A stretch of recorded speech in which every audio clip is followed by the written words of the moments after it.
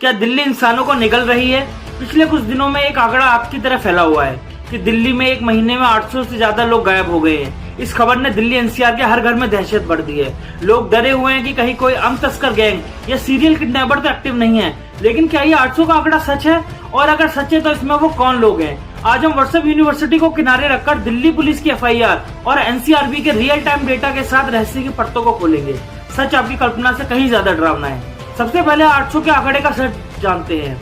Delhi police की आधिकारिक missing persons report और ताजा आर्टिकल्स जैसे टाइम्स ऑफ इंडिया और हिंदुस्तान टाइम्स की रिपोर्ट्स को देखें तो दिल्ली में हर साल औसतन 20,000 से 22,000 लोग लापता दर्ज होते हैं। इसका मतलब हर महीने करीब 1800 से 2,000 लोग, यानी जो 800 वाला मैसेज आप देख रहे हैं वो तो असल आंकड़े से भी कम है।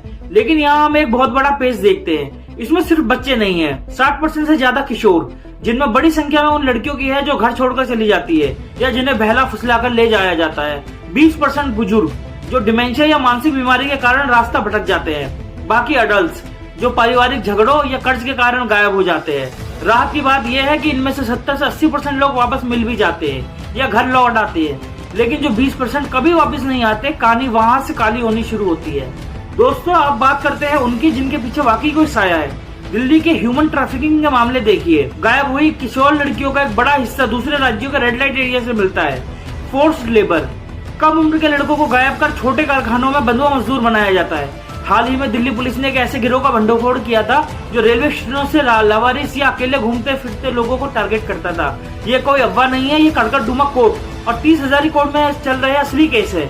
एक भी इंसान गायब होना कोई स्टैटिस्टिक नहीं है, एक फेलियर है। इन सरकारी पोर्टल्स पर आप तुरंत फोटो अपलोड करें, ये पूरे देश के थानों से कनेक्टेड है।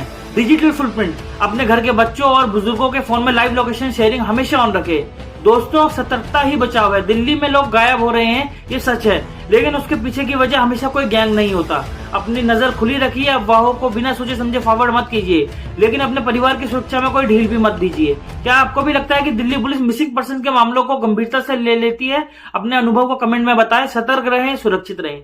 धन्यवाद।